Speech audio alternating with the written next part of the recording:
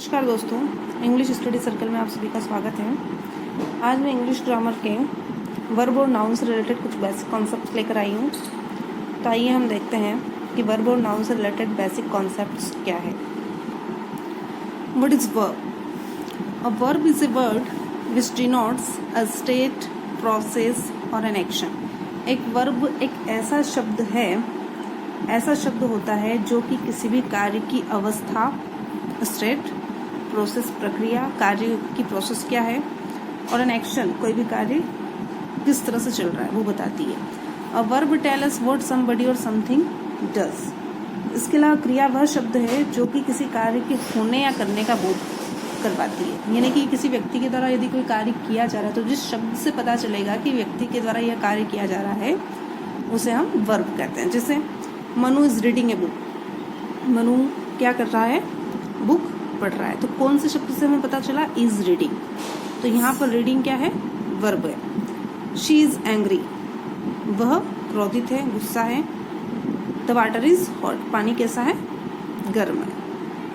अब हम देखते हैं कि अब वर्ब को हम किस तरह से क्लासीफाई कर सकते हैं। Classification of verb.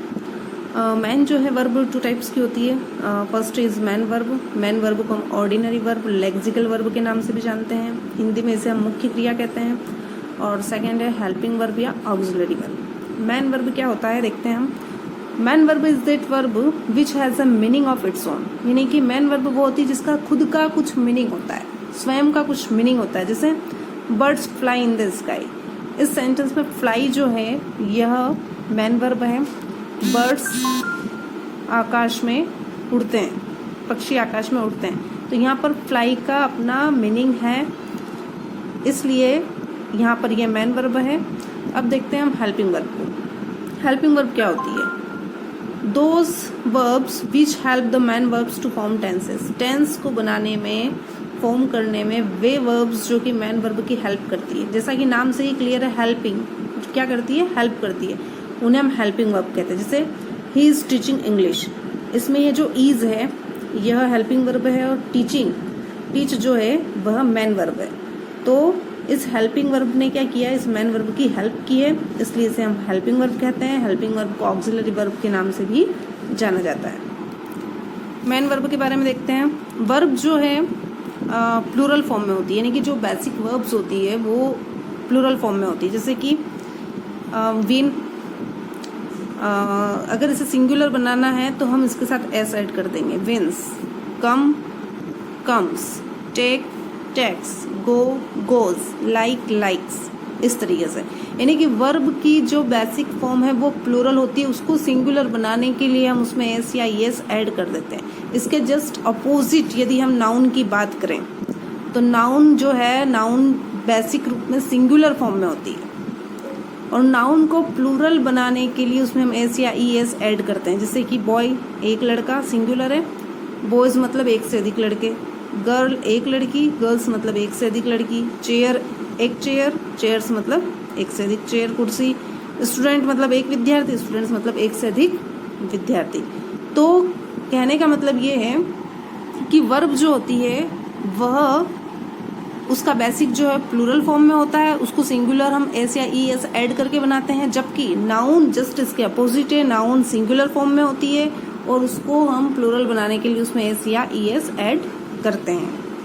अब हम देखते हैं कि हेल्पिंग वर्ब्स कौन कौन सी है। Do, does, did, is, am, are, has, have, had, was, were, will, shall. यानी कि कुल मिला के 13 हेल्पिंग वर्ब्स हैं। अब सिंगुलर सब्जेक्ट, इनमें से बच्चे जो हैं कंफ्यूज हो जाते हैं कि कौन सी वर्ब का प्रयोग सिंगुलर सब्जेक्ट के साथ होगा, कौन सी वर्ब का प्रयोग प्लूरल सब्जेक्ट के साथ होगा, या कौन सी वर्ब्स हैं जो दोनों के साथ यूज में ली जाती है। तो देखते हैं हम। इसका याद रखने का सबसे अच्छा बेसिक कॉन्सेप्ट ये है कि जो भी आपको हेल्पिंग वर्ब्स दिख रही है उन हेल्पिंग वर्ब्स में जिन जिन हेल्पिंग वर्ब्स के लास्ट में एस या ई एस है, देखिए आप, डज, इज,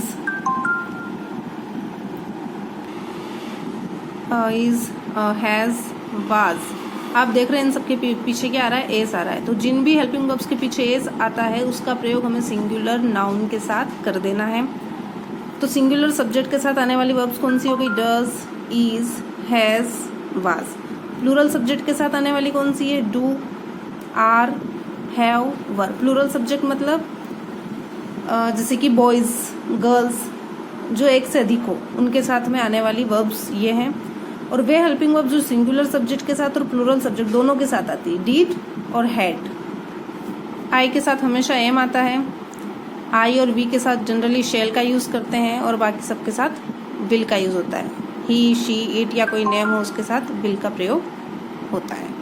तो इस तरीके से हमने देखा कि वर्ब जो है अपने बेसिक रूप में प्लूरल फॉर्म में होती है और नाउन जो है सिंगुलर फॉर्म में होती है। सिंगुलर का मतलब एक है और प्लूरल मतलब एक से अधिक, कितने भी हो सकते, 2, 3, 4, कितने भी हो सकते हैं। तो हमें ये पता होना ज़रूरी है कि वर्ब जो है सिंगुलर होती है तो उसके साथ SIS लगता है और प्लूरल होती है तो SIS नहीं लगता है। तभी हम जो टेंस से रिलेटेड या वर्ब से रिलेटेड जो क्वेश्चंस है जो एग्जाम में आते हैं उन्हें हम अच्छे से सॉल्व कर पाएंगे।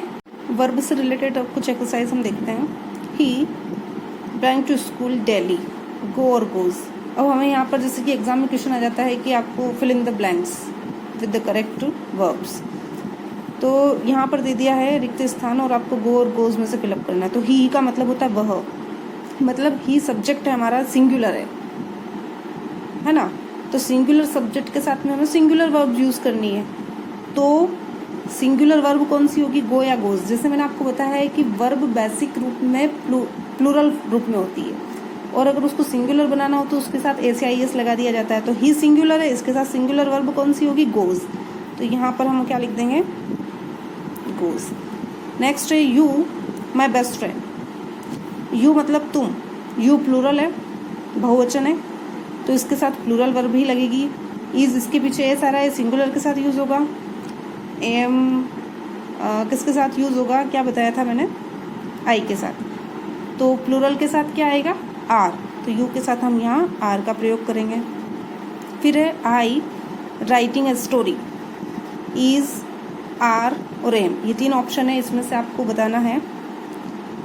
तो इज सिंगुलर के साथ लगता है, आर प्लूरल के साथ लगता है जैसा यहाँ ऊपर देखा है हमने, और एम का प्रयोग हम आई के साथ करते हैं इसलिए यहाँ पर एम आएगा।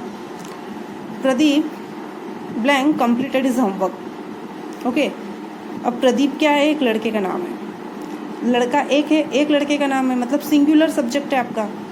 तो सिंगुलर सब्जेक्ट के साथ में हैज़ यूज होगा या हैव यूज होगा। मैंने आपको बताया आगे कॉन्सेप्ट्स कि जिन भी हेल्पिंग वर्ब्स के पीछे एस हो उनका प्रयोग आप सिंगुलर सब्जेक्ट के साथ कर दीजिए और नहीं है तो प्लूरल सब्जेक्ट के साथ कर दीजिए। तो यहाँ पर प्रदीप एक वचन है इसलिए इसके साथ हम हैज़ लगाएंगे। They playing cricket yesterday. They मतलब वे सब या वे, मतलब एक से ज़्यादा है, बहुवचन है। इसके साथ में क्या आएगा? वाज या वर।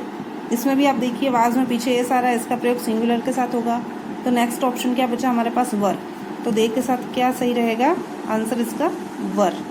तो इस तरीके से हम देखते हैं कि सिंगुलर सब्जेक्ट के साथ में हमको, अगर आपका सब्जेक्ट सिंगुलर है तो वर्ब भी हमको कौन सी यूज़ करनी है? सिंगुलर। लेकिन दोनों में डिफरेंस क्या है कि जो सब्जेक्ट अगर आपका सिंगुलर है तो इस सब्जेक्ट में सिंगुलर सब्जेक्ट के साथ SIS नहीं होगा, जबकि अगर वर्ब को आपको सिंगुलर बनाना है तो वर्ब को सिंगुलर बनाने के लिए वर्ब में आपको SIS ऐड करना पड़ेगा। और यदि आपका सब्जेक्ट प्लूरल है, बहुवचन है, बहुवचन सब्जेक्ट में कौन कौन से आ जाएंगे? जैसे कि यू मतलब तुम, वी मतलब हम, दे या एक से अधिक नाम हो गए जैसे कि राम एंड श्याम, सीता एंड गीता, है ना, बॉयज़ हो गया, गर्ल्स हो गया, इस तरीके से। तो प्लूरल सब्जेक्ट है तो उनके साथ में आपको प्लूरल वर्ब का प्रयोग करना है, मतलब जो बेसिक वर्ब है उसी का प्रयोग होगा, उसमें SIS ऐड नहीं होगा। तो इस तरीके से हम वर्ब का प्रयोग करते हैं। तो इस तरीके से अगर आप वर्ब का प्रयोग करेंगे तो डेफिनेटली आपको एग्ज़ाम में पूरे नंबर मिलेंगे। Thank you.